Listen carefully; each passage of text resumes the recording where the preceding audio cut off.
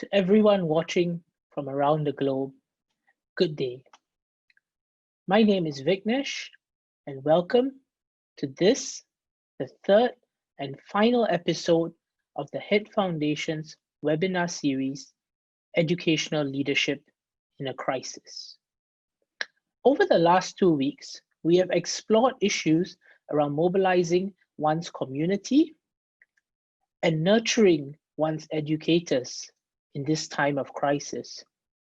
We have heard from school leaders in the region and eminent educational experts on how we can go about engaging our community, working with our educators, working with our networks, and working with others to ensure that education continues, and it continues in the highest of quality during this time of crisis. Today, in our concluding episode, we look at the most critical component and the most important stakeholder in education, the children. The reason most of us choose the profession that we find ourselves in is to serve our youth, is to provide them opportunities that some of us may not have had in the past, and is to ensure that we build global citizens who are genuinely concerned, not just of their own well-being, but of that of those around them and of this planet. We commit our time, our effort, and our energy in educating our youth because we believe that they will be better than we are, and they will be greater custodians of the gifts that we have. So today, it is my great honor to introduce our panelists who will be discussing about what they have been doing as school leaders to care for their students during this crisis. Many of us think about the learning loss and are concerned about it. But beyond that, a pandemic and the lockdowns that come with it places great stress and burden on these young children. Imagine us as adults are stressed, are confined, and face cabin fever, having to work and do our daily chores from home. What more for children? Children who are generally social beings, who enjoy spending time with their classmates and their peers, are now forced to stay at home. They are made to learn lessons online, and many of them may struggle. And the situation is so different in every single country. Technology may not always be available, and they may not always have the resources or the conducive environment at home to learn. So today, our speakers will share more on their perspectives, and it is my great pleasure now to introduce, without further ado, the moderator of this series, and of course of today's session, Associate Professor Vicente Reyes. Vicente, please. Hello, everyone, and welcome to the third and final webinar of our three-part webinar series that looks at educational leadership during times of a crisis. Do not go where the path leads you. Go where there's no path and lead the way.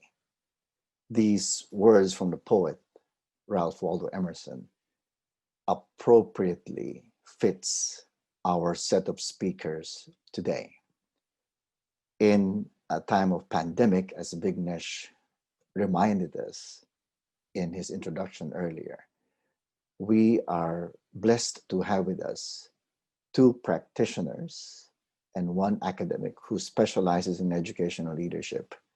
These three colleagues, friends of ours, will share how they navigated an uncertain path and created their own way towards understanding and addressing particularly the challenges that young learners, our students, face.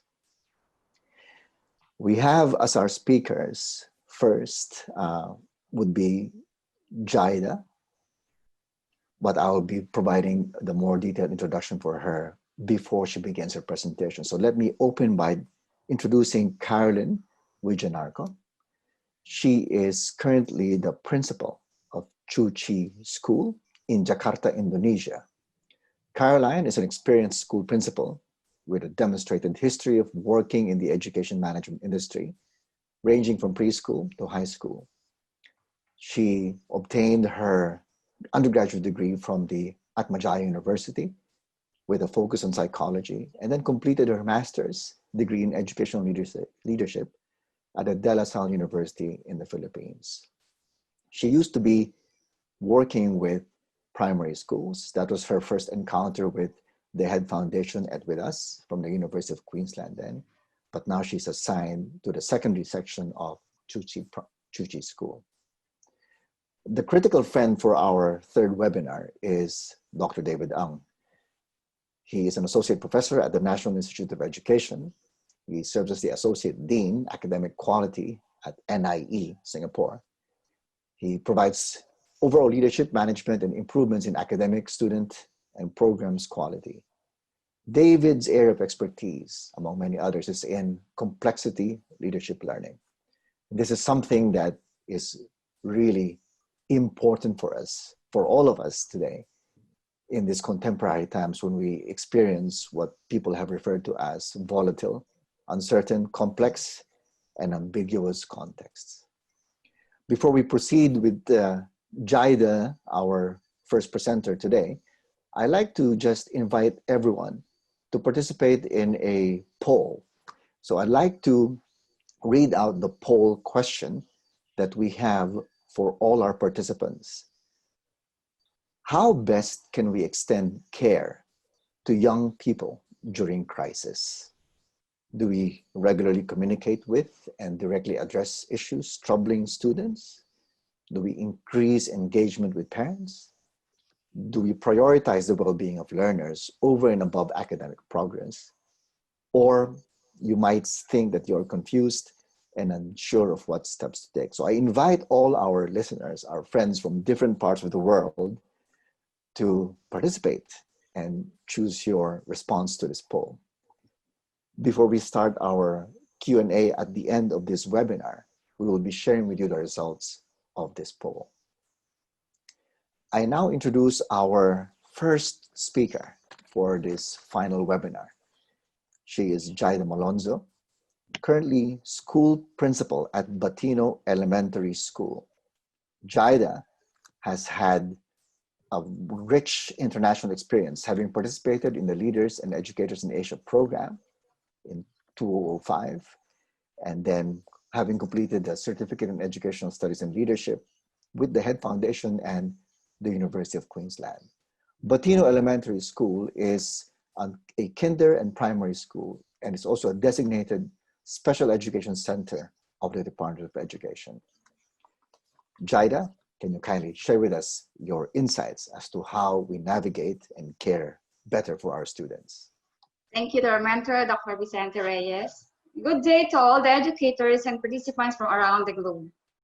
Telling people you're in the business of ed reform can set off a wide range of responses, from curiosity to skepticism to outright hostility.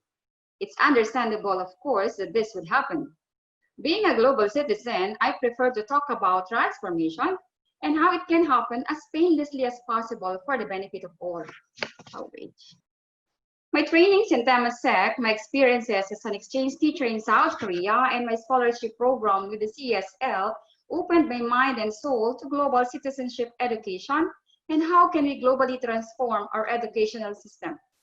As we become aware of the increasing complexity and contradictions in our world today, we need to rethink the role and relevance of the system. We need transformative education that can help people cope with the realities and demands of a rapidly changing society. We need education that is not only about gaining new knowledge and skills, but also about valuing life and social harmony in this diverse world.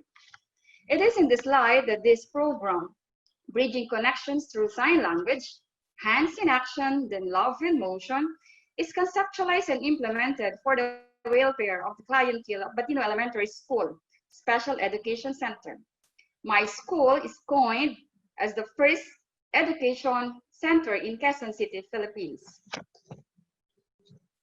As I read from its history, this is my third school assignment, staying here for 1 year and 2 months already. Currently, 29% of our pupils with special needs, while the remaining 71% are regular students. There is only a 1% increase in its enrollment compared last school year, basically due to the pandemic. Our school offers separate classes for children with intellectual disability, deafness, autism, and visual impairment. What are the key issues in this program? First, the enrollment of children with deafness or hearing impairment. This ranks second in the children with special needs in my school. There are 220 when I started the program. The most numbered is the intellectual disability with multi-leveled enrollees. Second is deafness, third is autism, and the last is visual impairment.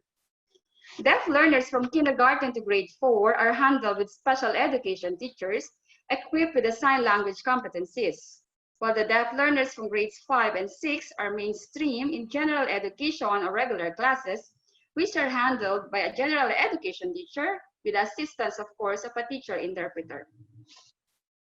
Second, the communication and schedule of parents. What triggered me to prioritize the children with deafness or hearing impairment is the personal experience I have as a school head in dealing with my deaf learners and one deaf utility worker. Inability to express what I want to say prompted me to think of a project that would be beneficial not only to me as the school principal, but to everybody interacting with the deaf learners as well.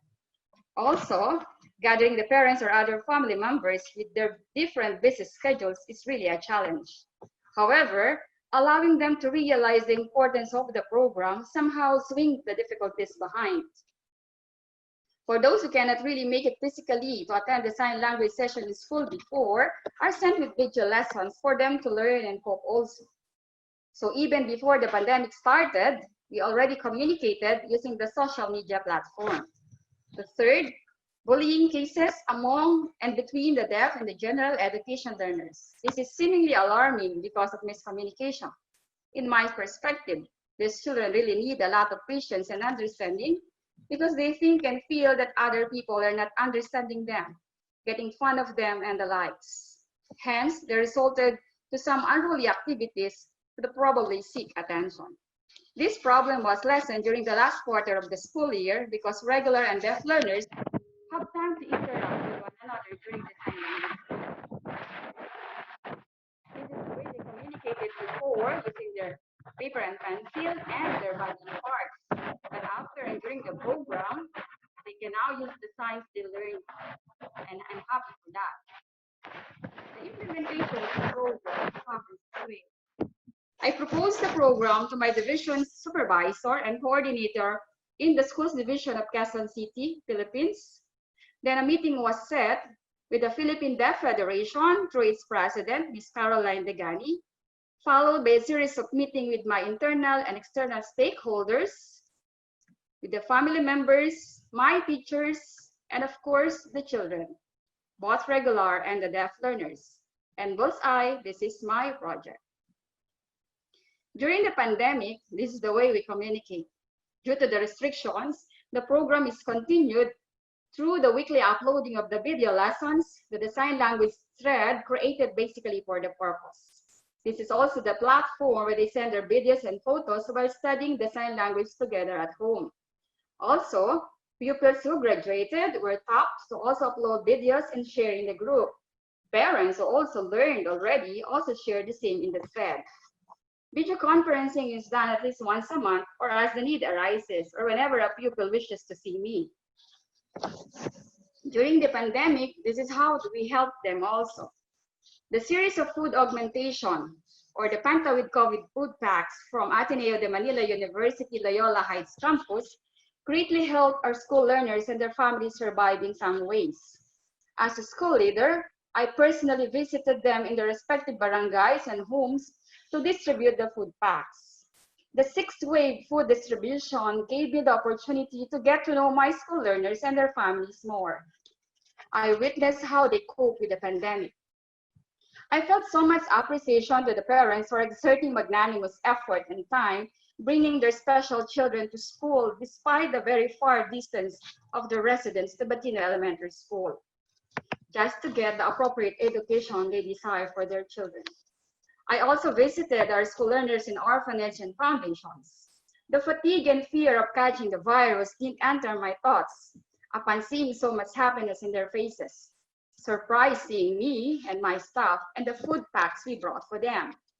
This great opportunity to see them in these trying situations helped me internalize ways and means on how education must really continue for them. If I will give up, who else will assist them? Also, links of various webinars on mental and psychological wellness from the Department of Education Philippines, School Division Office of Quezon City, and other private organizations were also forwarded to the children and their family members to help them cope mentally and psychologically. In every program, there are obstacles, and here are mine. First is the very strict guidelines of the Philippine Deaf Federation with regards to the conduct of the Filipino Sign Language sessions. Though it is already a law signed by President Duterte last 2018, still we are awaiting for implementing rules and regulations from the Department of Education. I did not wait for that. Thus, I focus on sign language and not Filipino sign language only.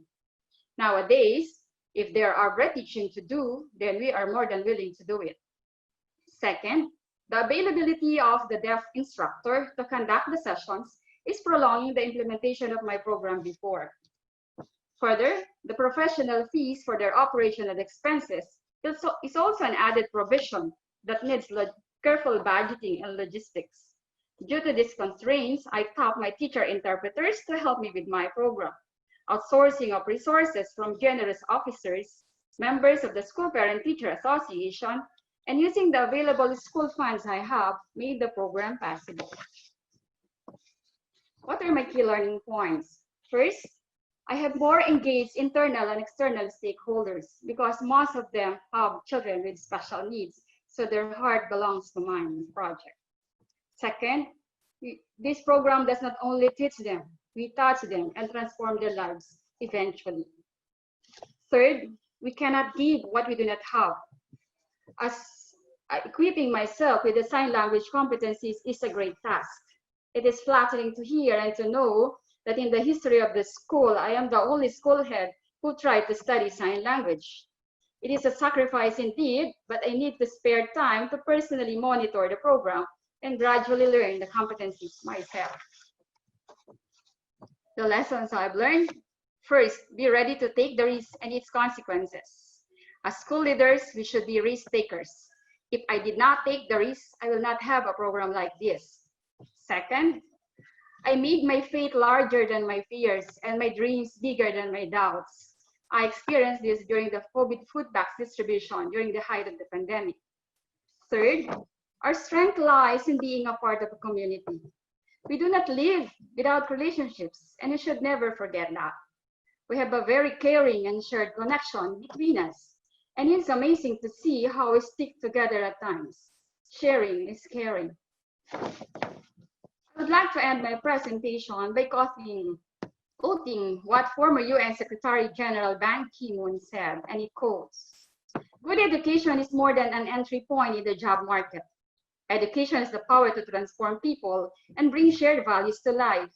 In the face of global pandemics, conflict, climate change, and economic turmoil, it is clear we sink or swim together. We must forge a new way of relating to each other as individuals, communities, and countries. Education can cultivate in us a vision that sees beyond one's immediate interests to the world at large. It can give us a profound understanding that we are tied together as citizens of the global community and that our challenges are interconnected." Thank you very much for listening and for the opportunity. Thank you very much, Jaida, for sharing with us the challenges, the risks you faced, and for also enlightening us as to the reward that you were able to reap from taking these risks. I'm actually really very inspired by what you shared with us, this idea of leadership by example. Learning how to use sign language and being one of the first to do that is actually a lesson that all leaders can learn from by with what you just shared with us. Let me now call on our critical friend, David Ang, to ask you a couple of questions, maybe give you his reactions to your presentation.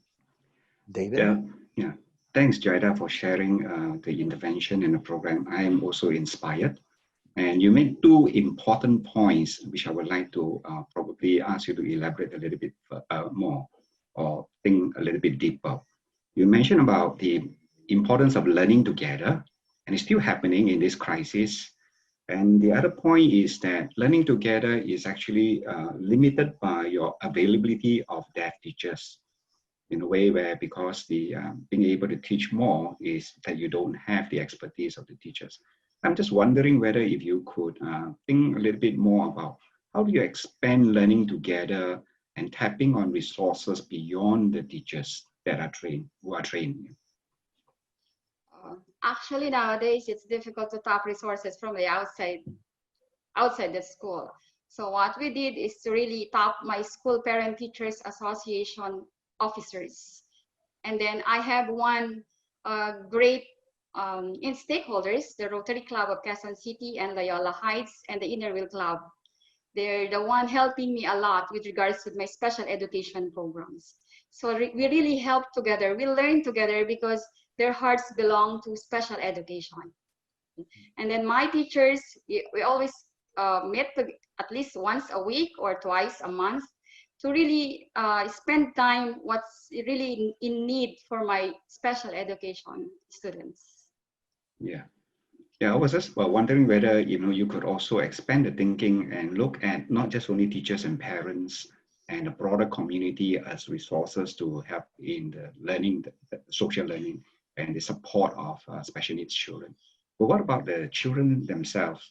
Those who are, probably at a higher level, maybe an older student, like a buddy system, or pairing up, or a group where they already have the ability to do sign language, and then of course taking care of the younger students who are struggling in their learning of the language, as well as, of course, the social part of it, which is the being listened to and being given good advice and so on. Your thoughts on that?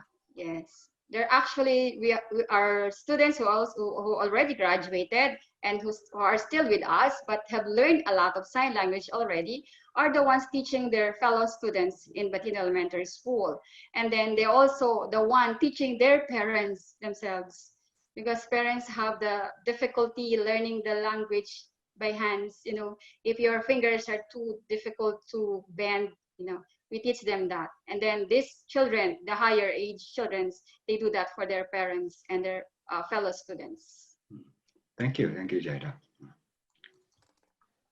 Jaida, thanks also for responding to those questions of David. One of the recurring questions that we have been receiving about children during the pandemic is, how do we actually know that that they are learning? We are distanced from them. In the classroom, we're able to see whether they learn, but in a scenario where teachers are far from them, what concrete steps do you take, tips, in order for you to be assured that our young learners are actually learning in schools or in their homes at the moment?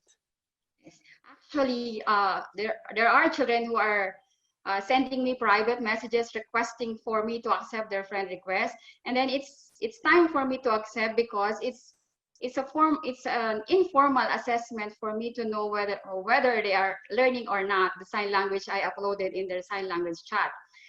And they're responding positively because they are showing me the video. I have another one, my teacher interpreter, Ma'am Sonia Ladada, is always with me. So we have group chat together. So we're calling through Messenger, and then the child is doing the sign language. Ma'am Sonia is asking for is telling a sign language, showing a sign language, then the children is following. So just like that. It's an informal, very informal evaluation, and how I can assess whether they're learning or not. Thank you, Jaida. Let me read a couple more questions from our participants. Marcus and Maria have sent their questions, and I invite all the other participants, listeners, to just share with us your questions. So Marcos is asking, how do you actually manage problems, behavioral problems on the part of some of your students, particularly in this pandemic? And another question that he has is, how do you manage problems that may occur and may come from parents? And then I'll read the question from Maria later on. So could you help us with that, Jaida? Okay. Although it's not a bit difficult for me because I'm a psych graduate also. So I think being placed in this school is also a requirement, being a psychology graduate. It's not difficult for me to understand them during the face-to-face interaction, but through this pandemic, we have the social media platform. If a student wishes to ask me, Mom Jaida, can I call you? Can I message you? I easily accept. And then, is there a problem? I ask them. Then video call starts, and then they will start showing signs, especially the deaf learners. Then I will ask the assistance of a teacher interpreter because I'm not well versed yet. So that's how we communicate and help them together, especially if the problem is family issues. And then with the parents, mostly what they're asking is how they get the load, the mobile data, on how to continue the uploading of the video, learning the video I send them. So if I have spare financial, I send some parents also. One final question from Maria. You may have already mentioned this, but maybe you can elaborate further. What tangible support do you provide to kids with special needs in your school? Come again, what? The tangible support that you provide to your kids, especially during the time of the pandemic. Or is there any tangible support that you provide them? Yes. On the height of the pandemic, when it started last March 17, we are so lucky enough to be included in the food augmentation program of Ateneo. After a week, I received the 250 packs from them. So that's why I have told you a while ago, I distributed them by myself together with some selected teachers. And then during the 6th wave, I did that together with them. And then some parents come here personally following health protocols to seek personal assistance actually. In that way, I cannot really deny helping them. Yeah, you really need to get from your pocket sometimes. Yeah, it's a part of leadership. Again, that's very inspiring, Jaida. We will have an opportunity to ask you a couple more questions, which we are receiving in the Q&A chat box. But now we will need to proceed to our next speaker. Thank you. Thank you again, Jaida. Let me call on Caroline, the principal of Chuchi School, to share with us her experiences in how she cares for our students. Caroline, please. Thank you, Vicente. Good day, fellow educators all around the world. Thank you for joining the session, and thank you, the Head Foundation, for this good opportunity. So yes, allow me to introduce a little background about my school, the school that I've been working in for 10 years, but this is the first year that I assumed the role as the secondary school principal. I was with the primary school children for 9 years, so it was very interesting. My school is built upon a strong educational philosophy under the guidance of our founder, Master Chung Yen. She is based in Taiwan. So her philosophy is we need to educate children, learners, not only in the mind, but also to educate the soul. Therefore, talking about caring for your students, about the students' well-being is really something that attracts my attention during this time. And since my new role is to care for the teenagers, I think it makes it even more interesting.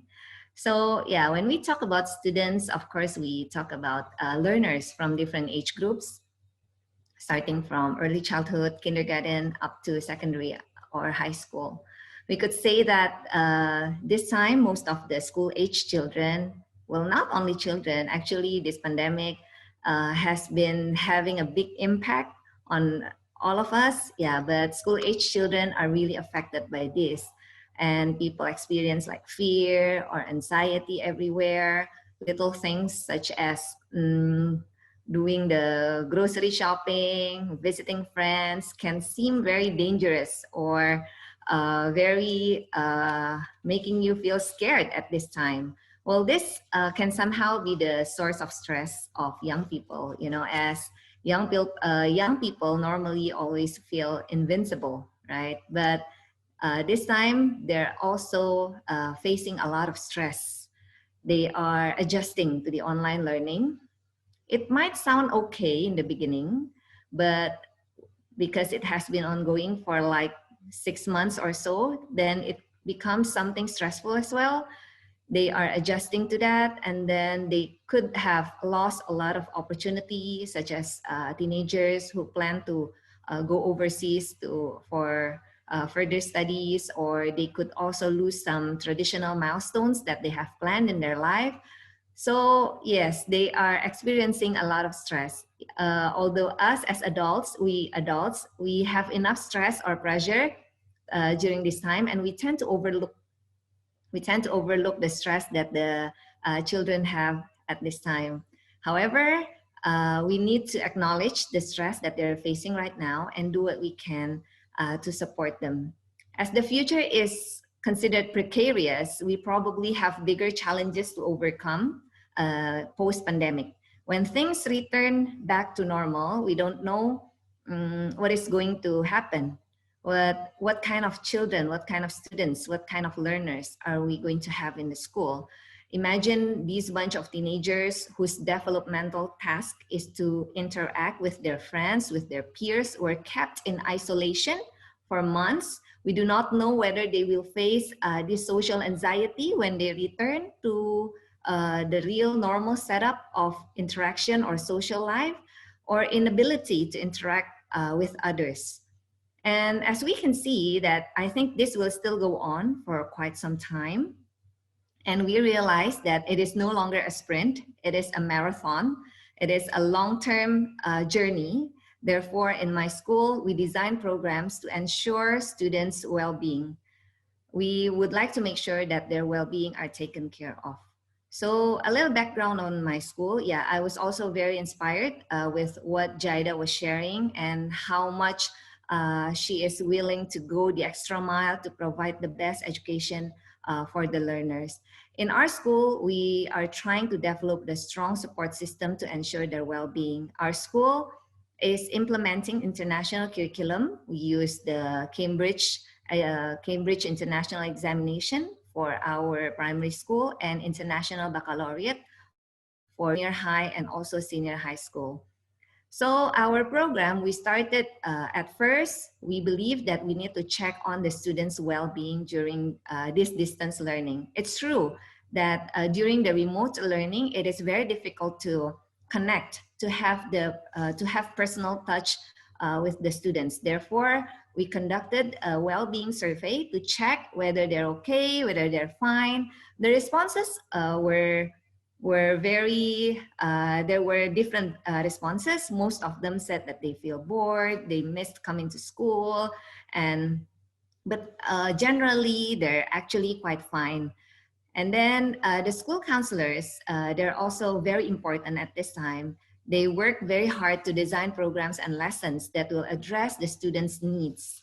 And because this is a marathon, it's no longer a sprint, so we believe that resilience is something very important for these students to have, because these students need to have the ability to positively adapt to the challenges that they're currently facing. They need to face the adversity, and they need to be resilient.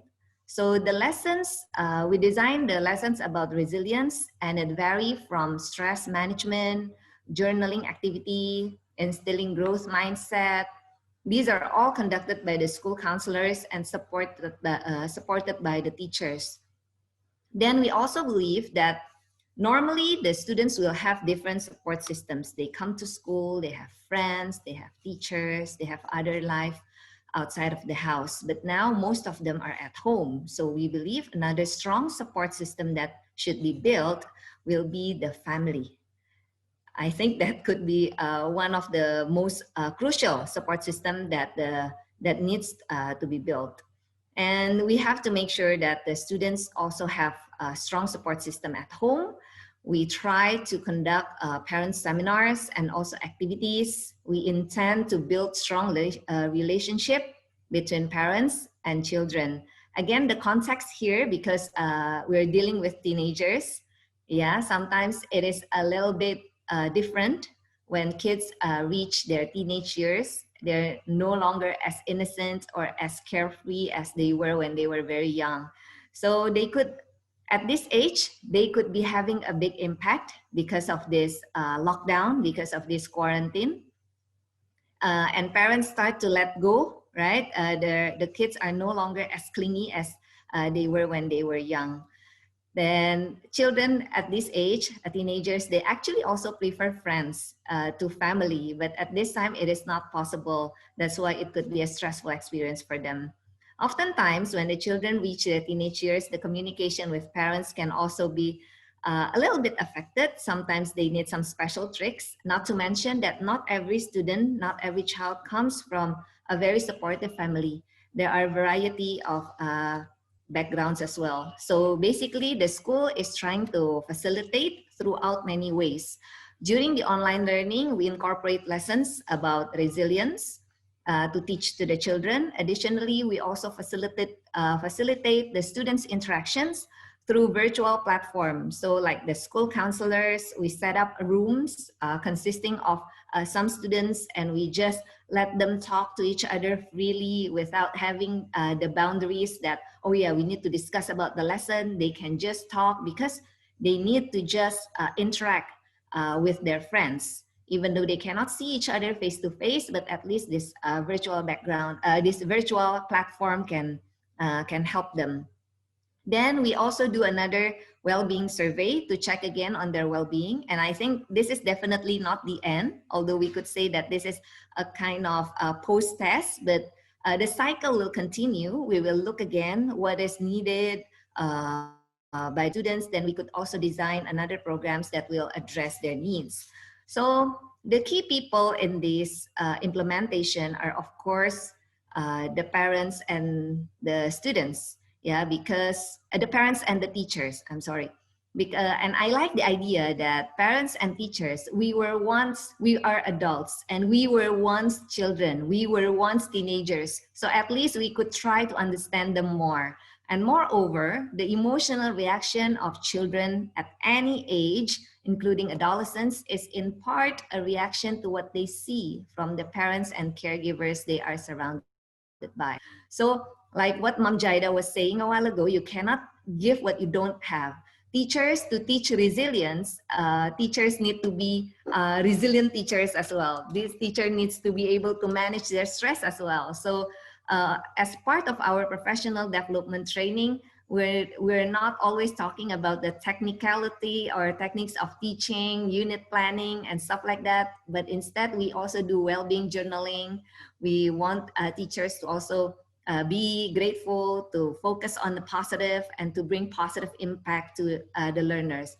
And for the parents, we also conducted parent seminars. We would like to have more parents engagement, because especially during this time, the kids are at home, so it's very important for parents to be a good partner with the teachers. So these are the sample of the activity that we did. This was the flyer of the previous parent seminar. And yes, we also designed the resilience race. This is a culminating event. The students were actually very happy to participate in this. They said, finally, there is something. When we go online, it's not always about the lesson.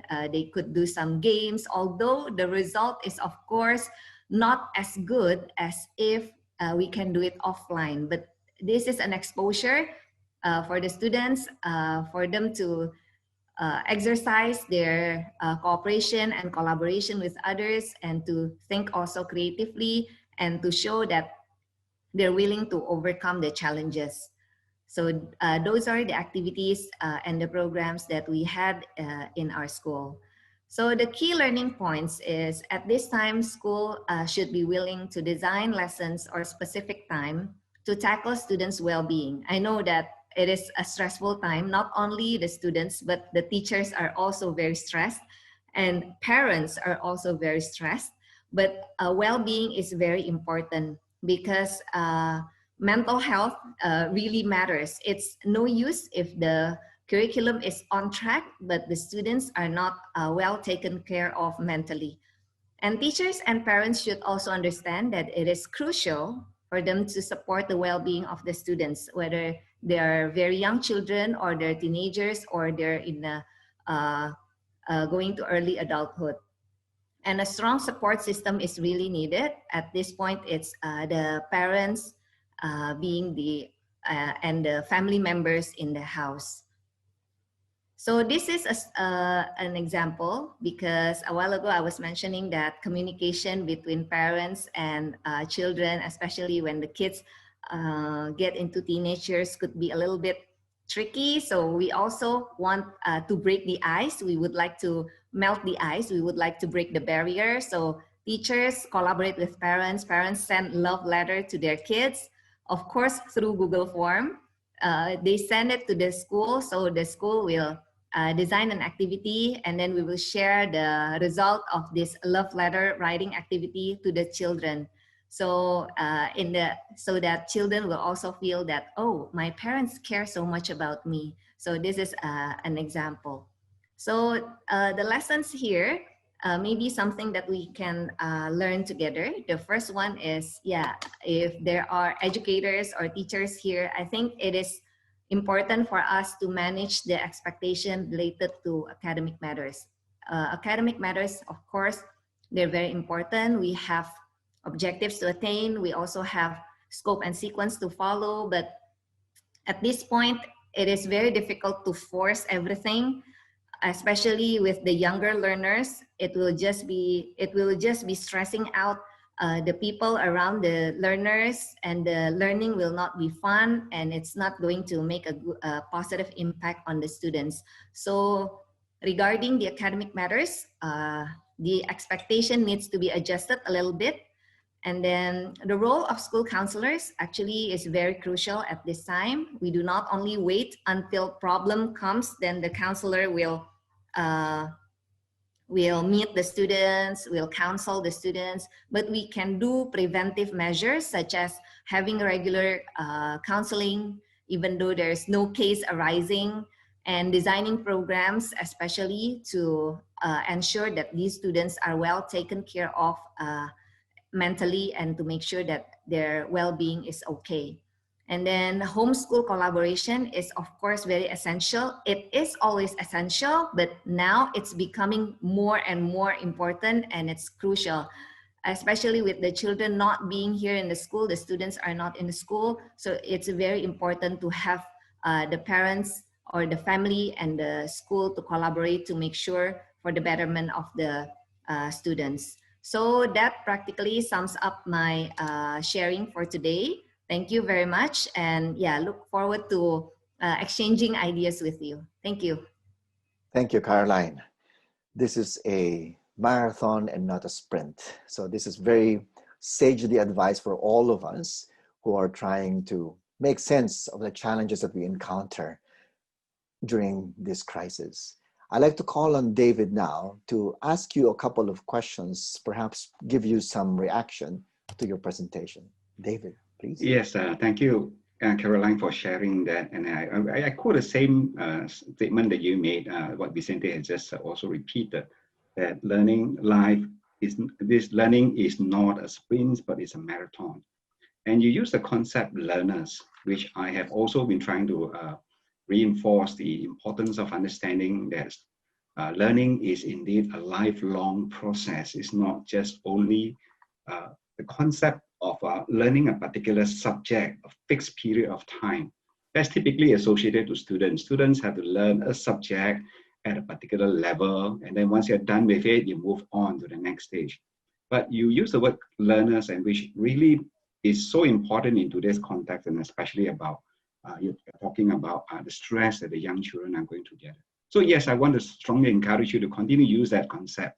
Concept of learners really imply learning beyond just only subject matter, but learning, as you mentioned, about the soul, about the social part, about being what a good citizen, and also about holistic learning. There's one particular question I want you to, or rather comment I want you to consider and think about. You did mention that you design specific lessons on resilience for students. And you also have another intervention where you check on the well-being of the students, meaning that the teachers will call the students. Yeah, I'm just wondering whether this care for students or taking into consideration students' own experiences, their feelings, and so on, could it be weaved into and also integrated into the everyday lesson? You know, you have many lessons throughout the day, you have many subjects, right? So instead of designing a specific and carve out a specific time to talk about resilience, could, for example, resilience or experiences of stress and all those things be weaved into subject matter in the classes, so that you have a lot more time to talk about it and a lot more time to also learn, not just only content, but certainly learning about this, dealing with this kind of emotions. Your thoughts on that, Caroline? Thank you, David. Yes, we agree that it should be an integrated something to learn. Yeah, that it's not just focusing on the lessons or specific time in a timetable. Yeah. In my school, our counselors, they have teaching hours. They conducted lessons called the personal and professional skills. That gives us some time to address specific issues related to the psychological development of the students and other things that they can discuss. The thing is, they initiate this program, but the execution need to come from the other teachers as well. So it's like the theme, the big theme of the school. Okay, these few months we will be discussing about this. There are lessons about this, but other teachers, when you're teaching mathematics, even you're teaching other subject, you still have to embed this learning, these values into the daily life. After all, it's not a lesson that we need to memorize or learn or study like to prepare for the exam, but it's more onto a way of life. Yes, so I like that idea as well. Yes, and we will continue to move forward and to make sure that it is an integrated curriculum. And yes, even without the situation of this pandemic, I think this should be a continuous practice that a school or other schools can also do to ensure that their students are well taken care of. Thank you. Thanks, Caroline. I just have a suggestion of how you could also make this a little bit more systemic. You know, teachers are always driven by learning objectives. You have a list, you plan your lesson with learning objectives, yeah, and you always phrase the learning objectives in cognitive, affective, psychomotor, and of course you have your content. And so actually, if you think about it, you could actually include one more objective, which is to, you know, invite the students to share their own experiences related to, of course, to the topic in the class. So the additional objective is that to what extent, for example, students are able to contribute their own experiences, yeah, into the subject matter and so on. So that part of it here, when you put it into an objective, then teachers are more likely to say, I need to fulfill the objective. Yeah, that's a suggestion. Yes, thank you, David. That will also promote our learners to become more reflective and also to take ownership of their learning. Yes. Thank you, David and Caroline. We have time for one quick question for you, Caroline. So Shirlene and Regina asked these questions. They're very related to each other. How do teachers detect anxiety and issues of depression on the part of students? That's what Shirlene is asking. And Regina is also asking, it's related to that. In a context where you don't have guidance counselors, how do you train teachers to be able to spot these? Your thoughts about this, Caroline?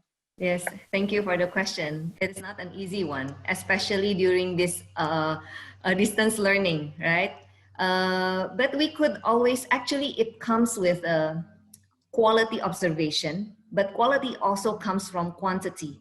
So we need to spend time and to understand the pattern of the behavior of certain students. First of all, the chemistry and the connection needs to be built. That's why it is difficult to do it actually during this remote learning. It is difficult, but it is not impossible. So through conversations, actually what we do in our school, we do the group counseling, we also do the personal counseling. So without any problems, and we don't only give counseling to people who have problems, so it's for everyone. So it's not something that the students are trying to avoid. But in case if there are no guidance counselors in a school, actually teachers, we could always pay more attention to the behavior of our students. I think from this remote learning or distance learning, we could always, we could detect somehow their behavior, their facial expression in the video cam, or the way that they express, or the way they answer questions, or the way, the pattern of behavior, for example, the submission of an assignment, or the way they interact or talk to their teachers. That could always be a sign, a hint, yeah? But then to dig deeper, of course, quality conversation needs to be done. Maybe teachers can schedule conversations with their students one-on-one to find out more about how they feel. Thank you, Caroline. So quality conversations, that's really a very helpful piece of advice for all our colleagues. We will now turn to David, our critical friend for this webinar, to share with us his thoughts, his reactions to the presentations given by Jaida and Caroline. David? Yeah, thank you so much. Probably it's good for me to just also reiterate what both Jaida and Caroline has shared, and the importance of learning can still go on, even in a crisis such as this, while we are so removed from each other's presence, but the social part of it is still can happen and so on. Now, what I want to share really very much is that to remind ourselves as educators that learning can come in many different forms and different ways. Learning certainly can happen when you have a teacher teaching, and learning can also be done as an independent study, for example, when you assign homework, especially through remote learning. But there's also another aspect of it, which is learning can also be done in a social manner, even in a pandemic crisis such as this. So I just want to share with you two fantastic concepts that are, that will be useful for us to think through, especially when we talk about learning and social, learning about supporting one another, learning about the well-being and so on, right?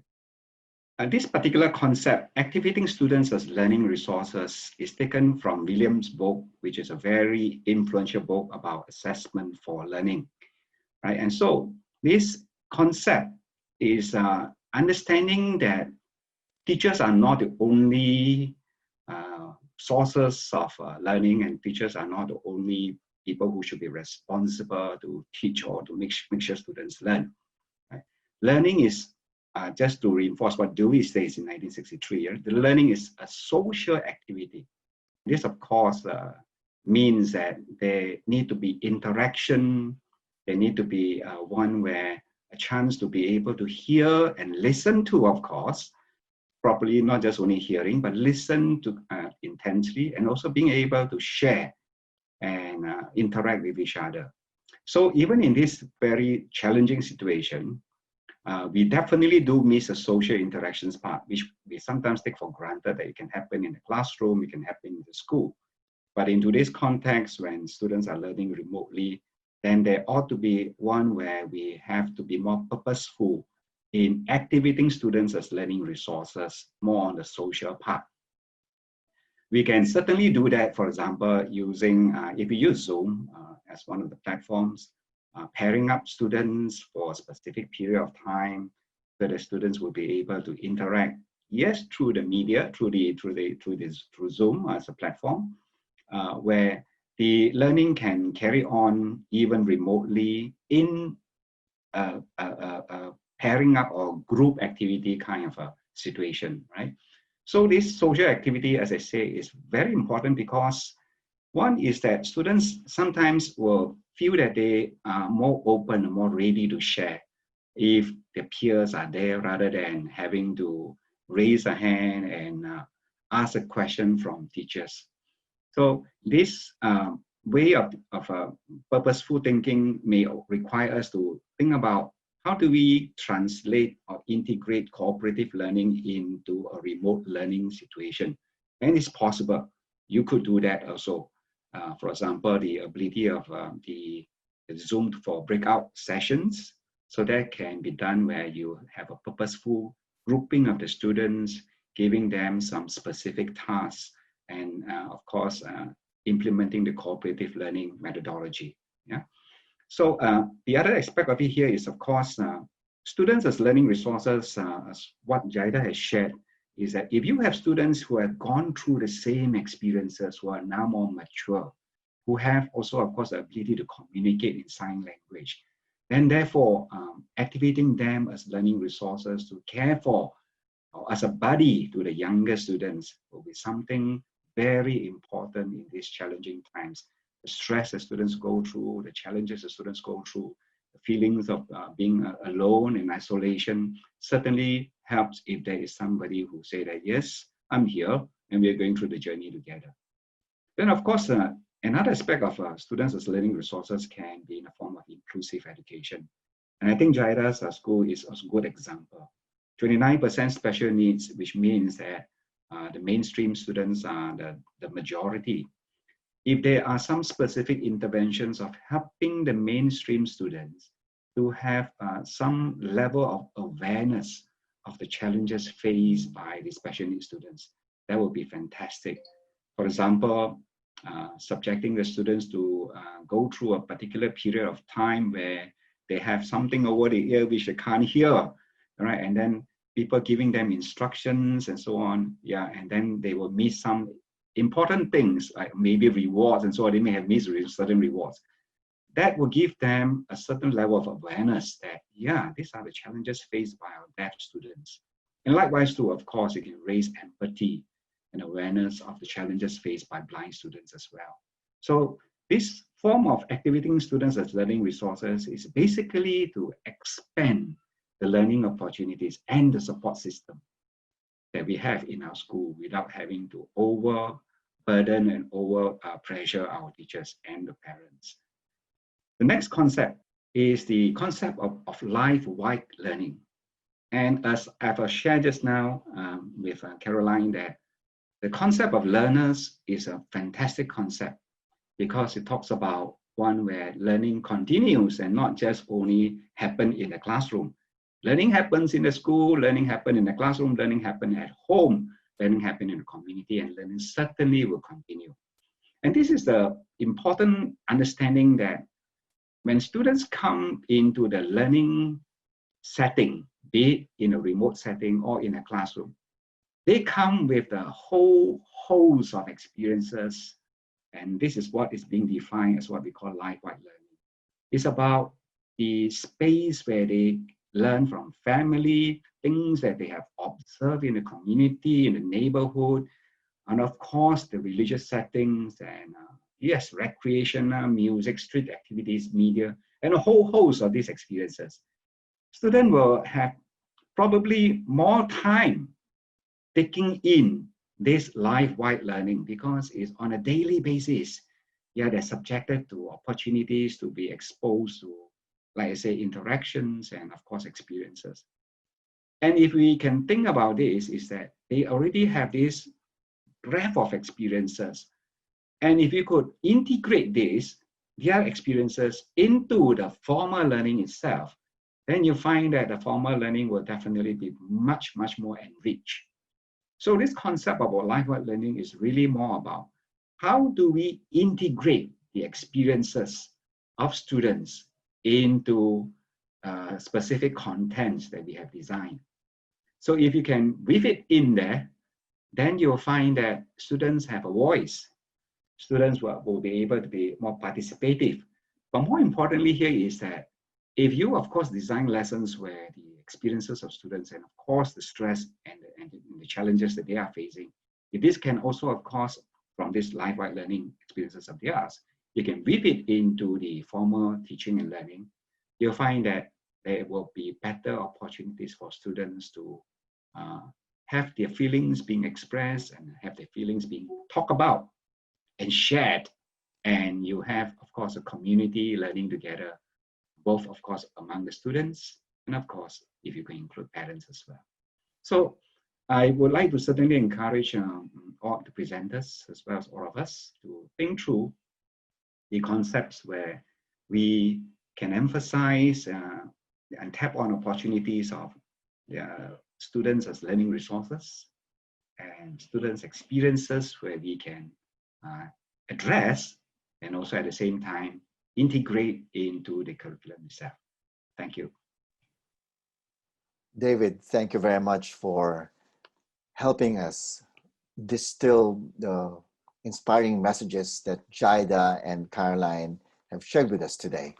I really particularly like your quote that learning goes on, and then emphasizing the social nature that our learners find themselves in and how we can tap into this. I have, there's actually one of our participants wanted to ask you a question, and I think it's very relevant because it also is very helpful for our panelists as well. This is from Jingning. Jingning says that she was able to hear the interventions that Jaida and Caroline have undertaken. What can be done by the system to institutionalize these individual efforts? I don't know if it's even possible since these are from two different systems. And then I think the other question that Jingling asks is work-life balance. In interventions that they're doing, how can, or what are your suggestions, David, so that teachers can maintain work-life balance? Okay, probably the first question first, and this is something which the National Institute of Education Singapore is doing actively. All our initial teacher preparation programs, that means these are the teachers being trained or being prepared and developed so that is it a bachelor's degree or is it an advanced diploma and so on, before they assume the role as teachers in the school. They will learn about how to handle diverse learners. And I think it's important to broaden this concept of special needs, and not just only with special needs, but diverse learners as in ability. Some are low ability, medium ability and so on. How do you deal with them? And certainly, of course, the special needs. So I think one way is to ensure that teacher training programs here will have some specific programs and specific learning about how to handle these diverse learners. That's one important thing. I think the second important thing is that from a system perspective is that, and I think what Jaida is also doing, Caroline is doing here, is that if progressively we make sure that we have a more inclusive education practice in our system. Of course, we know that some of these are really special needs, and then they need a special equipment and special schools and special resources. But by and large, if we can define special needs as one where they can still be part of the mainstream, but maybe with some specific way to teach and help the students, then certainly inclusive education will be a fantastic progress towards from a system perspective. The reason why we say that inclusive education is important is because we have to be reminded that education is a social activity, and this social activity involves real life. And though you may be special need, but you're still living in society. You're still living with people around you who are what we call mainstream. So of course, ability to adapt, and of course, certainly for the mainstream to be aware and also to understand is important. I think the second question about work-life balance, I think, yes, it's absolutely important, and especially when we have online now and Zoom, where the line between doing work and spending time with the family is quite blurred. But I do want to say that for all teachers, I think we have to understand that if we don't keep ourselves well enough, then we will not be 100% able to help others. That's one. Then the second thing is that don't forget teachers are also learners, not just only learners and students are learners. So in order for teachers to learn, a time set aside to think through, to reflect, to read and all those things here, this time has to be guarded by the teacher. Because if we don't guard it, then it will be encroached into by all urgent matters. So I just want to say, for example, for myself personally, what I do practice here is that I got the time when I'm jogging for that 45 minutes to an hour. That's just me jogging and then just the pavement. And so I use that time really for my own reflection, my learning. So that's an example. If teachers can find their own ways that they can do their learning and reflection, that's a big step towards what we call work-life balance or being an effective teacher. Yeah. Thanks, Vicente. Thank you very much, David. We now open up our session for our panel discussion. And first of all, I'd like to thank all our participants, our attendees, for the questions that they have submitted. So let me start off from a question from Facebook Live. If you're aware, Zoom has a limited capacity, relatively limited capacity. So we have an overflow and they're watching us from Facebook Live. So Bam Smith from Facebook Live is asking this question to all our panelists and David, our critical friend. What alternatives do you recommend or have you tried out in trying to assess students' learning abilities, particularly during the time of the pandemic? I think what Bam is saying is that since we don't actually see them in the classroom, what practical measures have you undertaken to try to look at determining whether the students are learning? Maybe we can start with Jaida, followed by Caroline, and then we move to David. Thank you, Sir Enteng. Basically, what they can access is the Facebook Messenger. Okay, this is really how we can assess them, informally or formally. This is very basic, okay? Especially those who have no laptop at home, very limited internet connection and gadget. Messenger is the best way to assess them. Okay, sending them the test and then through video call, it's easy to detect. We don't have to be specifically following rules, verbatimly. Okay. Thanks, Jaida. Caroline? Thank you. So assessment can take in many forms, I believe. So yeah, in terms of like this remote learning, we are a little bit advantaged by the technology. And yeah, like there are also some examination platform with surveillance camera. They exist out there. Some of them are free for the teachers to use. You can use that. You could also use Google Classroom, Google Form to assess as a formative assessment or as a summative assessment. But yeah, assessment is like, it can take many forms. It can be through conversation, it can be through a product or a presentation of the students. So we could always use many forms. For the younger learners, that's why homeschool collaboration is very important. Sometimes we need to recheck with the parents or the adults at home. Are the learning objectives attained? Are the kids doing what they're supposed to be learning? So yeah, those are the channels for assessments.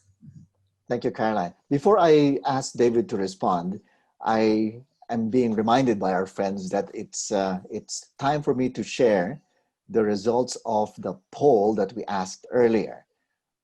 So let's take a look at what the results were. So the question, if you recall, is how best can we extend care to young people during crisis? So regularly communicating with and directly address issues troubling students had the biggest share, 68%. This is followed by prioritizing the well-being of learners over and above academic progress, 47%. Increasing engagement with parents follows with 36%. And then a few of our participants have stated that they're confused and are unsure of what steps to take. So I'd like to thank all our participants for participating in this poll and for telling us what you think about this question, how best we can extend care to young people during the crisis. Let's now ask David to respond to that original question. Yeah, I think tips, yes. Yeah, I think Caroline has given a very good, very succinct, comprehensive understanding of our assessment. So various ways, yeah. I'm not going to add to it, and it's going to take a long time to just go into deep into it. But I just want to share something of the things that I'm doing here and some possibilities for us as we think and look ahead. This particular pandemic has actually increased a lot more digital footprints of students. Yeah, so when you leave digital footprints, then you leave so-called evidences all over, which so what I'm doing actually is to mine those evidences that you leave behind in terms of, for example, in discussion and even in this recording. Yeah, so we have this. So what I'm doing is to build models to do text mining, video. From video you transcribe into text. You mine for specific things. Like for example, one of the projects that I'm doing now is to develop a model to mine ideas.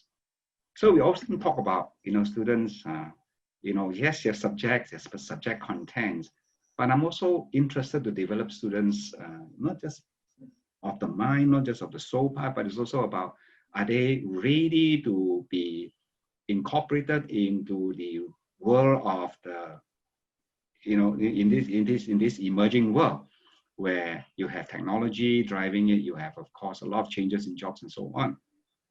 So preparing students to be future ready involves one of the things that I'm doing here is that I want to find out whether the students, whether students have a habit of coming up with ideas. So the model, for example, I'm building right now is able to mine text and be able to identify root words and expansion of root words and all this. So that's a form of assessment that is actually tapping on to the digital footprints that students leave behind, forums and discussion and recordings and so on. So yeah, I know that I'm venturing into an area where it's not easy to understand, but I'm just suggesting that you may not necessarily have the technical expertise to do it, but certainly people are out there who have the expertise. But we as educators, we can tell them this is what we want. And of course, the experts in the modeling itself, they will be able to help us look into this. Thank you, David. Questions for both Caroline and Jaida. And this is from Evelyn, Merv, and Sharel. I've combined their questions because they are there's a lot of overlap. What activities can you provide to students, learners who are bored and stressed during the pandemic? Specifically, do you have any tips about reading for kids during the pandemic? That's from Merv and earlier from Evelyn. And from Sharel, what is the biggest challenge that you have encountered in preparing students for learning during the pandemic? Let's start with Caroline this time and move to Jaida. And then if David has some suggestions, of course, we would love to hear what these are. So essentially, what are the biggest challenges? And if you have specific tips in relation to reading and for boredom among your young learners. Caroline, please. Yes, thank you, Vicente. When we talk about young learners, they are not best friends with remote learning. Yeah, it's a total, we could say that it's quite a total chaos, especially at home. Yeah, the parents are also having very difficult time to engage their children in the distance learning or so-called remote learning. So there is one thing that we're planning to do in the school, but we haven't done it. So we would like to open something like an interest club, like a hobby club that the kids can go online without having to just discuss lessons. So I think in the beginning of this pandemic, going online for learning is still something very cool because the students didn't experience it before. They were very excited. But after some time, again, it's a marathon. They get very bored. So an interest club could be based on their interest. For example, Harry Potter fans. We could go online and discuss about this. Or pet lover. So we could also do that. At least that provides a little refreshing experience in the midst of the boring distance learning. That is one thing that we're trying to do. And then for young learners, of course, again, the parental engagement or anyone at home is very important, is very needed. Sometimes the teachers are already performing like a clown. The kids also don't care. This is something that you cannot avoid. But the biggest challenges that we encounter during this we call it home-based learning or remote learning, is the students' engagement. That's right, because it's very hard to touch them. It's very hard to connect with them. And sometimes if they just simply do not go online, especially bigger students always have excuses, starting from the internet connection until whatever it is. So that's the biggest challenges. That's why, again, cooperation with the parents is very important, that we could check, is it really internet connection or is it just the child avoiding the lessons? Thank you, Vicente. Thank you, Caroline. Jaida? For those children who don't have internet access, we send them books. We have a lot of reading books in the library, which are just displayed here. Nobody's reading. So we send them at home through using our school service, but we lend them. We let them sign a waiver that it is just borrowed. And then for those who have the internet access, we send them interactive learning materials or ebooks for them to read. Okay, but for those special, the special learners, of course, they're engaged with this already. Okay? You just have to send them regularly because they get bored easily. Okay? The biggest challenge I have in this pandemic, going through different barangays and cities, because most of my special learners are living outside Quezon City, Philippines. So traveling to the areas to seek special permits from the barangay, the mayor, that is very tasking. Just delivering them food packs, you need to get them, 1 or 2 days. But it doesn't cause me any problem because it's done. Okay? The attention span of those learners during the internet online moments, you still have to at least 1 or 1.5 hours enough for them, because they will really shut off the camera. They will not listen to you anymore. So you have to make use of that time, talking to them, listening to them. That's the biggest challenge I experienced. Thank you. Thank you very much, Jaida. David, would you like to add something? Yes, I think from a systems perspective, we could certainly have to motivate students to learn more extrinsically. Caroline's is fantastic, is about intrinsic. Yeah, but certain reward system you can build into our library system, for example, is when students read a number of books and so on, then collect a certain deck of cards, and these cards are itself not just only something attractive, but you can learn more about like creatures or insects, life cycles, and all those things. So the idea behind this is that extrinsic motivation, such as the deck of cards and so on, could probably be supported by organizations out there, and not necessarily from the school. And I'm sure if you make this appeal to communities, there could possibly be more of this willingness to partner the school in encouraging students to learn by using this extrinsic reward, like deck of cards here. Thank you, David. There are several more questions that we're going to be going through.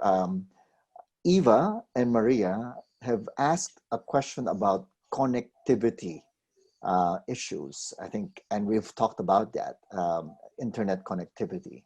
One question that is not asked, but I'd like to squeeze in here as moderator is, I wonder what all three of you think about it's screen time for young learners, because we're looking at young learners. We're now in a digital learning environment.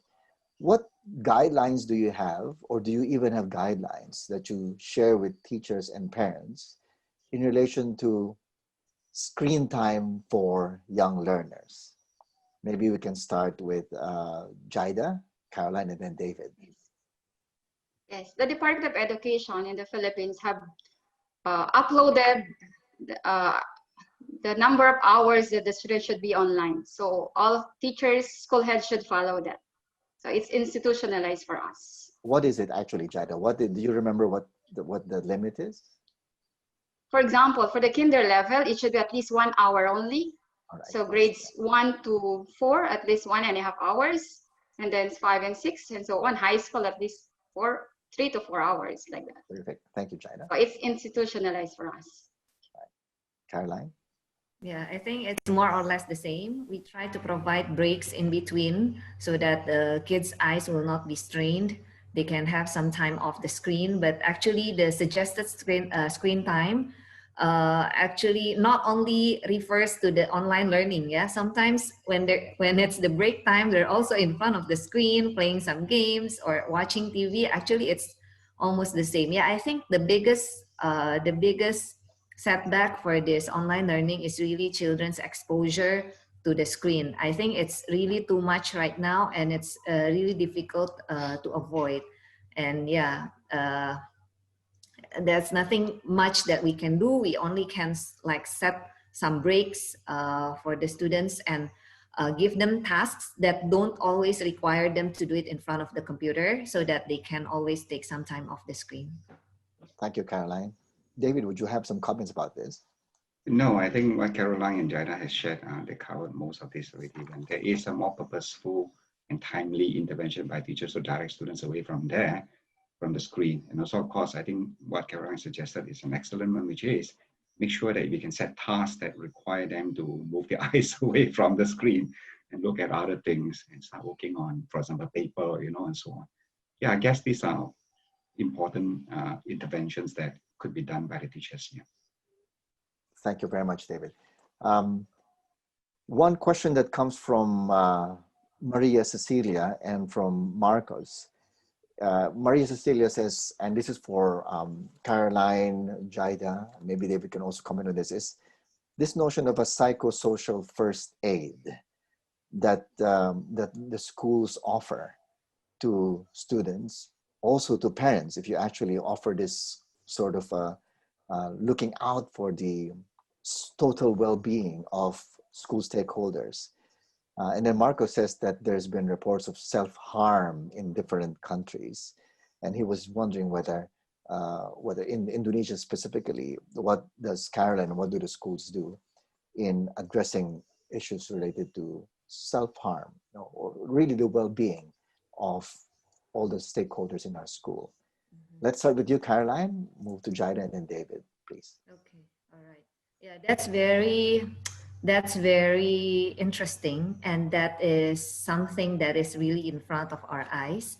Not only self-harm. Self-harm is usually a form of, say, depression. Yeah, that's why they feel the pain. They don't know how to express it. That's why they resort to harming themselves, wishing to divert the pain inside to outside. So regular counseling, again, what I would like to reiterate is for teachers, educators, counselors to also lend an ear to the students, and not only waiting until this thing to happen. It has to be a preventive measures. When we connect with the students, sometimes it's true that during teenage years, yeah, I think self-harm will most likely to come up in teenage years. Yeah, it's not very likely to be done by very, very young children.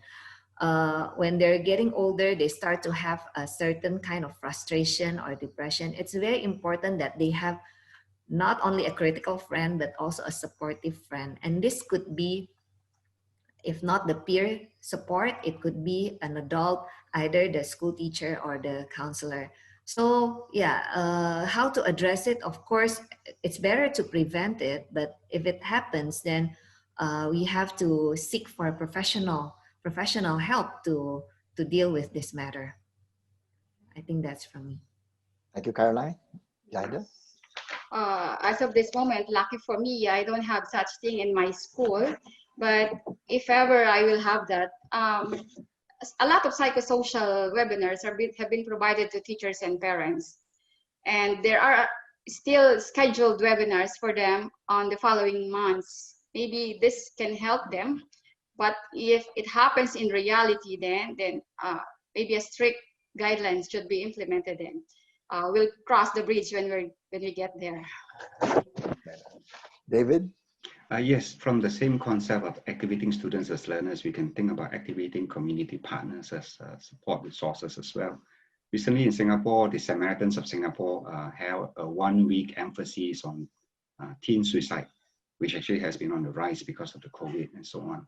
So this kind of partnership with the wider community and organizations will definitely be useful because otherwise the schools will not be able to just deal with all this by themselves. So as I say, is that as long as we continue to know that there are help available through these many different kind of communities and organizations, then that should be made aware and should be one where there's a more purposeful partnership so that we can deal with this together as a society. Yeah.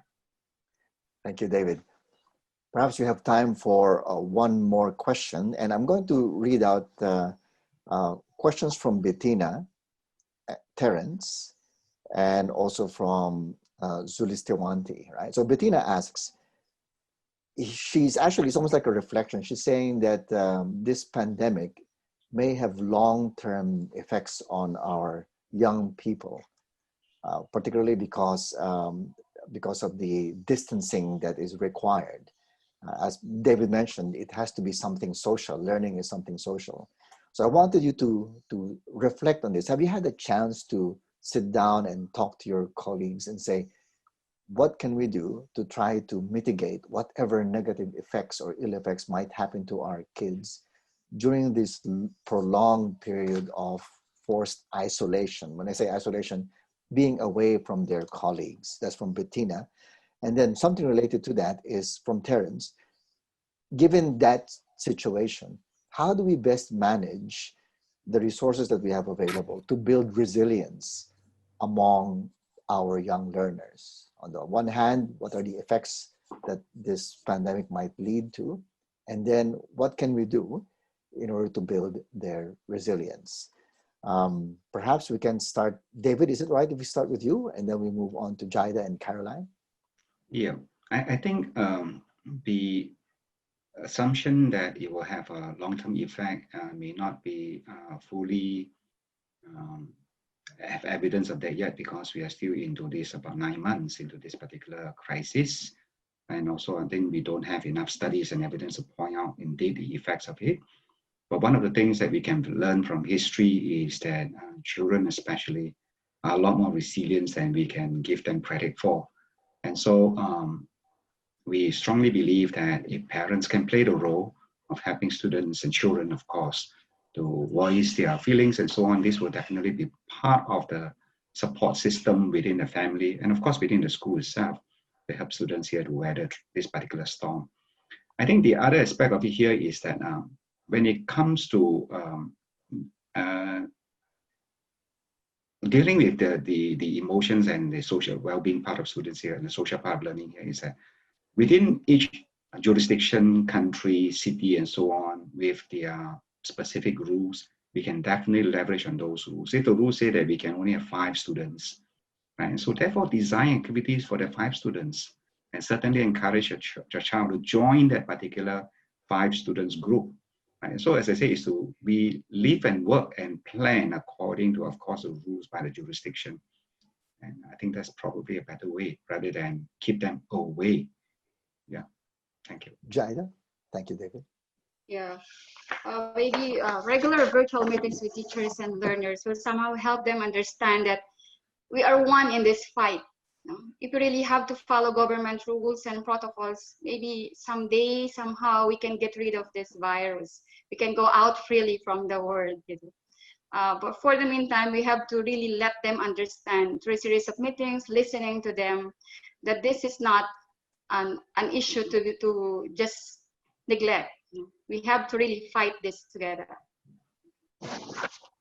Thank you, Jaida. Caroline? We did have some conversation with the colleagues. Yeah, what will come after this pandemic? What do you worry most? We were actually thinking, because teenagers, they are developing their social skills. They learn to build connection in their brain also on how to interact with people. And when they interact with people through the facial expression or through the gesture, they learn to socially interact with others. What we fear the most is probably the phenomenon of social anxiety after this long lockdown period, that you were in isolation. Yes, they chat, they have chatting with their friends all day long, but chatting doesn't have emotion.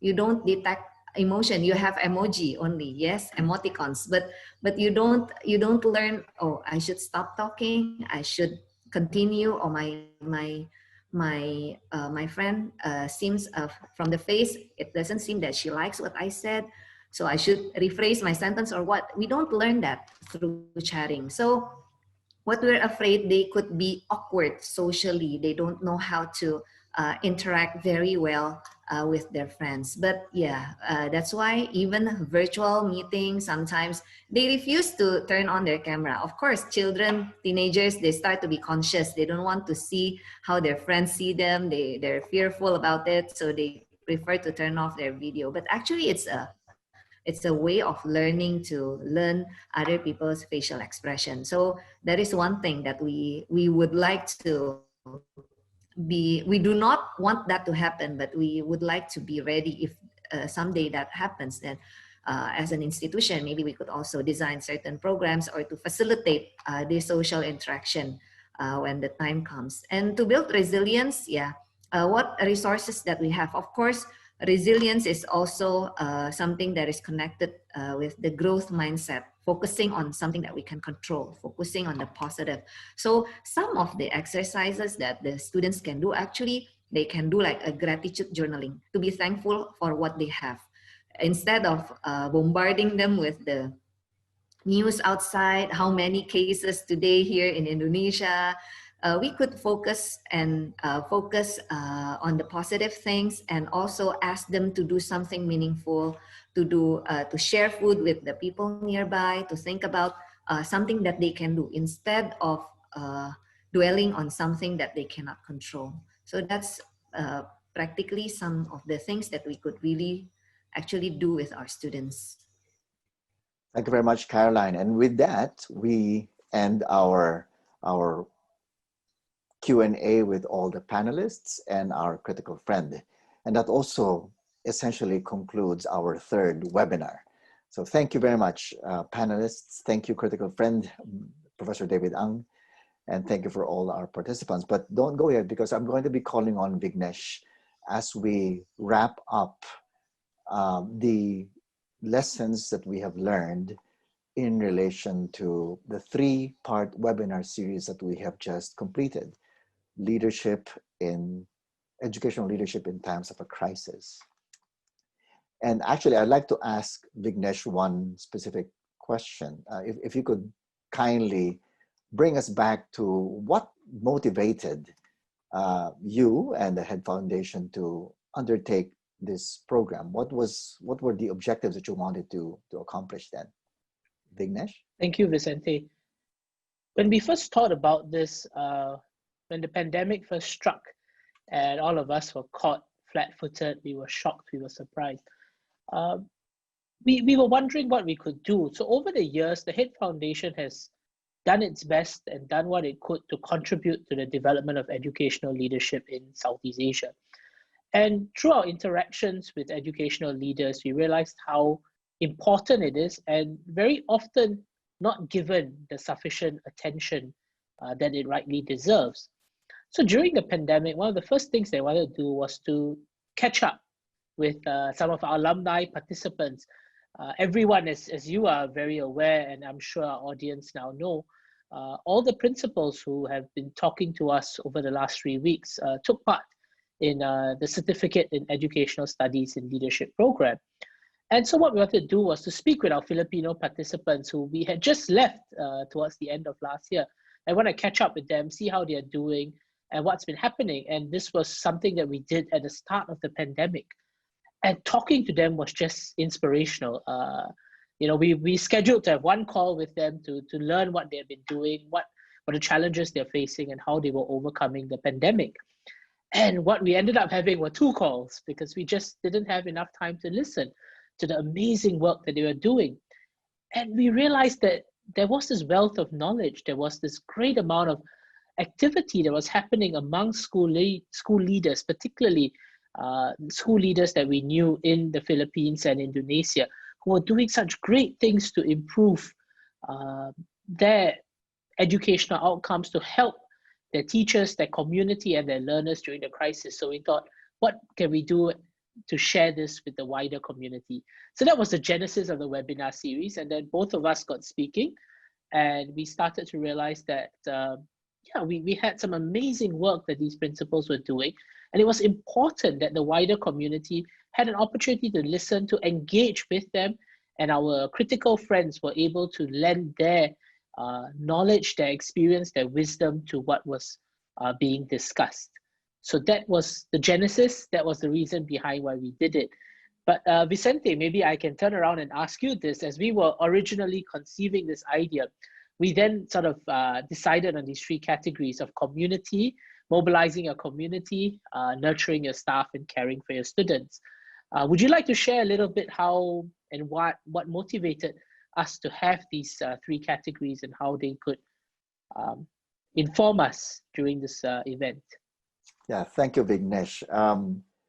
Looking at the experiences of our colleagues in Indonesia, in the Philippines, what was happening in Singapore, and what I was seeing happening in Australia and also in the United Kingdom, where I'm now currently based, I really saw that the school itself, the concept of school needed to be interrogated and needed to be questioned.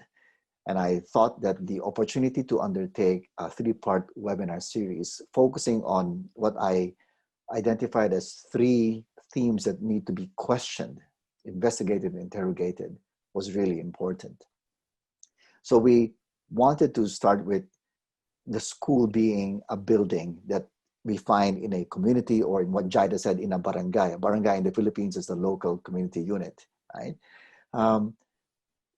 The typical notion that a school is independent and away from the community, I think needs to be really questioned. That's why our first theme was harnessing, building the community. We wanted to make sure that the school would be able to work with the community. So in that first webinar series we were really blessed to have a division superintendent, someone who was not a school principal, but someone who had a senior position in the bureaucracy. And that was Dr. Ronaldo Pozon, who handled close to 10,000 schools in his division, almost around that number, right? Primary schools and secondary schools. And he talked to us about the trifocal initiatives that they were doing in their school. That was really impressive, because here we see how the school was being created in such a way that it's no longer a building, but really a whole society effort.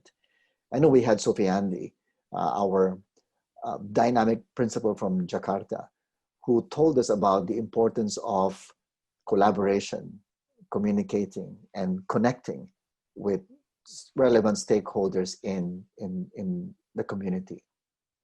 Finally, we had our critical friend, Hiron, who warned us about the pitfalls of professional learning, but also told us about the potential power that we could harness from professional learning community. So that was, I think we were able to carefully ask the questions about the school and the need for it to mobilize the community.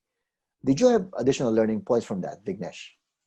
Perhaps I think what came across to me very clearly during this webinar, the first one, was observing the efforts that were put in to build the sense of community, build this relationship long before the pandemic. And I think that's very important. And when Dr. Pozon had shared, even though he was new to this role, I think his predecessors had worked on it, and he himself had spent a lot of time building these relationships. It's difficult to build relationships in a crisis, and it's important that we have these strong relationships. And when you talk about learning communities, I think that's another intriguing point, because sometimes we think of professional learning, and we talk about this more in the second webinar. It's very much school-centric, but you're a cluster of schools, you're a division of schools, and there's so much to be learned from each other.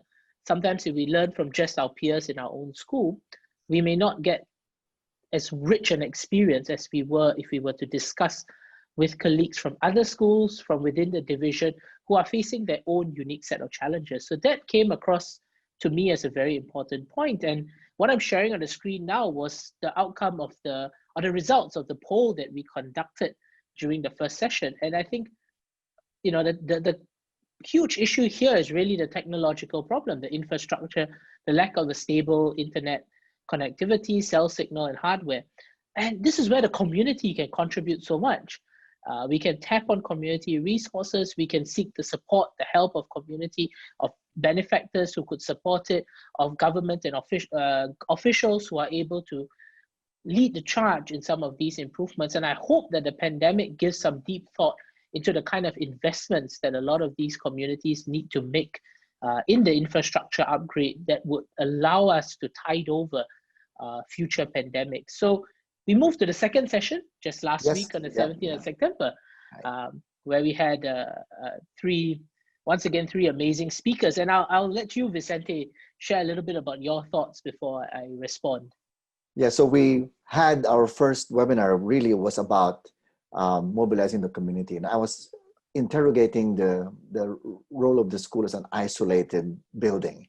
It shouldn't be. It should be a community effort. And we're seeing it really starkly during the pandemic, where people are helping out in making the school function. And the other thing that I wanted, that I hope we could all interrogate, was the school being a factory model, which is a product of the post-Fordist notions of what schooling is. And I think in order for us to deconstruct this idea that the school is a factory where kids go through different levels, was for us to refocus our perspective on the people who work in schools, and that we need to nurture the people in the schools, nurturing our staff. So that was really what our webinar theme was for the second one. And we had Domingo Lozande from the Philippines, who calls himself a millennial school leader.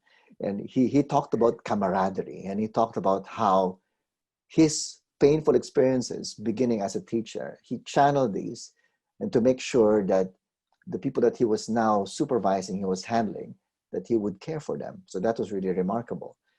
And then we had Diana Venci, the school director from Jakarta, who spoke about building relations and nurturing these relations with and among school stakeholders. And she even talked about how on regular occasions, they would send out tiny trinkets of gifts, letters to their teachers who were isolated in different parts of Jakarta, or in different parts of Java. So these are really specific ways in which these practitioners really try to nurture their staff. And then Alan Walker, our critical friend for the second webinar, he really shared with us compelling ideas, compelling insights on how we could refocus all our efforts to take care of the people who we work with. And one of the most powerful phrases that he shared with us then is this idea of school leaders becoming pragmatic visionaries, taking a look at the resources they have, taking a look at the challenges that they face, and then seeking out what best option to undertake, but not forgetting the importance of highlighting the well-being and the welfare of teaching staff, of their teachers. I thought that was really very insightful on the part of Alan. What were your thoughts, Vignesh, in that second webinar? I have to agree. I think Alan did share, and it's important that it's sort of the mental model, right? That teachers are our partners. They're not just our staff. They're not just cogs in a wheel. They're genuine partners, and they're not just their professional abilities, but their well-being as individuals is very important. I think what really inspired me from our two principals was hearing Domingo share of his own challenges as a young teacher and how he was determined not to replicate the problems that he faced as a young teacher, and to ensure that the young teachers who work for him today have a much better experience. I think that was genuinely inspirational. Not being an educational leader myself, but being in a position of leadership, I think it is very important that we internalize, we understand the challenges that we may have faced, and do our level best to try to ensure that those who come after do not face similar challenges. I think that was genuinely inspirational. And from Venci, I think what was so important was the same that came across in the earlier webinar. The idea of building a sense of camaraderie, a sense of community among her colleagues was something she had been doing for a very long time. It was something that she had been working on and putting her energy towards even before the pandemic. So when the pandemic struck, when everybody was caught flat-footed, when everybody was struggling, there was already the sense of community. There was the support network among the teachers, among the educators. There was a genuine sense of trust between the various stakeholders and her. Her teachers, her educators knew that they could trust her, that they could lean on her. I think she also expressed how her board and her management were able to work closely with her. And she had a strong level of trust, so they knew that the school was in good hands and the challenges that she highlighted were real. And also talking about the poll that was conducted, I think once again, it sort of reflects what we came across in the first webinar, where the planning, development, and printed materials to reach students without internet access was the real focus of a lot of the schools that the educators who participated in the webinar shared during this period. And once again, I think this speaks about the issues, the infrastructure issues that were faced. But what did also entice me, or not entice, but intrigued me, were the three other results that came very close. The acquisition of soft skills, becoming familiar with modified assessment processes, and enhancing the technological skills. And I think all three of them broadly talk about really, particularly the second, the latter two, talk about really navigating this new space, technology. And as you talked about, the thinking behind this session was really questioning the traditional model of education, a model that has been around, in my opinion at least, for too long, a model that needs to be rethought. And a lot of conversations been happening around this, Industry 4.0, how the education system has to evolve. And I think the pandemic has forced us to rethink a lot of this. The assessment methods that we have become so accustomed to, do these still work? Are these still relevant? Are they training our children for what the future holds? Or are we preparing them for something that is no longer going to be around? And I think that it came across quite clearly. It forced us to embrace technology. The pandemic has forced us to learn from home. It has forced us to embrace technology. It's forced us to look at education differently. And it comes across also in these poll results that we got. But in the interest of time, I do not want to take too long. So I'm going to just quickly move to our last session, today's session, and maybe hear some of your thoughts. Vicente, I think we had a fantastic session. It was inspirational as always. But were there specific learning points for you that you came across from this session?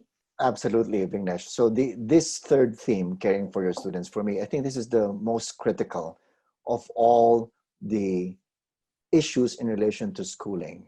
I talked about the school as an isolated institution. We need to rethink that. School factory model, we need to question that. One of the lingering issues in schools, in education, is the inequality that happens among learners. It happens in developing nations, it happens in developed nations. And the pandemic has accentuated these inequalities. So I was very, very pleased to hear our panelists, Jaida, talking about the preferential option that she was pushing for learners with disabilities. And also for Caroline, our school principal from Jakarta, talking about the specific and deliberate steps that they were doing to prioritize and to make sure that the well-being of their students and teachers were taken care of. And then it was really heartening to hear David talk about the idea that learning still goes on and that the social linkages that the students experience is something that can be harnessed. I think one question that I hope all of us are able to think about is how can we learn from this pandemic, which has really accentuated inequalities that continue to exist today in our young learners. Some are disadvantaged, some are advantaged, some have available resources, some do not. These are questions I think that were touched upon by the practical efforts that our school leaders were undertaking in their respective jurisdictions. Vignesh, did you want to add something? Yes. No, I cannot agree more with what you're saying. And I think one of the things that came across very clearly, especially with our two principals, is the idea of leading by example. I think neither of them expected anything from their educators and even from their students that they were not prepared to do. And I think that is a very, very important part of education. But I also like to just paraphrase the quotation that Jaida shared from the former UN Secretary General Ban Ki-moon. Education is more than an entry point to a job market, and often that is how we have seen it. But truly, education can be transformational. It's not just about employability, it is also about changing lives and shaping the future. So just to refresh for our audience members, the results of the poll that we conducted today. We won't discuss this too much, both in the interest of time and that we just spoke about it. So I'd like to take this opportunity to thank not just our partner at the HEAD Foundation, but a very dear friend, Vicente Reyes, who shares the HEAD Foundation's same vision of educational leadership as a critical part of a successful education system, for agreeing to moderate this session, the three webinars that we have conducted over the last 3 weeks. And I also like to thank today's three speakers, David, Jaida, and Caroline. Thank you for once again inspiring all of us. And I see within our audience many of the previous speakers, so thank you very much for being here. Ladies and gentlemen, I have to bring this session to a close. I would just like to make one administrative point. There have been many requests about the issuance of certificates. Now, there will be a link posted in the chat box. Please click the chat box right now, and you will see a link that would allow you to apply for a certificate. So if you have attended all three of the webinar sessions and wish to receive a certificate of attendance, please click on that link, register, and let us know, and we will follow up with the necessary. There will also be a recording of this session posted on our website, headfoundation.org. Please visit, watch the video. If there's anything there that you feel is beneficial, enjoy it. Finally, one of the outputs of this webinar series that the Foundation has been working on together with our extremely eminent speakers and our moderator is a little booklet, a booklet that is a handbook for school leaders in the region, something that they can refer to, especially during these times of crisis, that will help them navigate the challenges and the constantly changing landscape. So I hope when the book is ready, we'll reach out to you, and I hope if you're interested and enjoy the booklet, please do share it with your colleagues and let us know if we can disseminate it further. But on that note, ladies and gentlemen, thank you so much. And on behalf of the HEAD Foundation, we'd like to thank you for being a part of this webinar series. And I hope you have found the webinar to be inspirational, to be educational, and most importantly, to be transformational. I look forward to welcoming you to future webinar series. But on that note, goodbye, ladies and gentlemen. Thank you very much.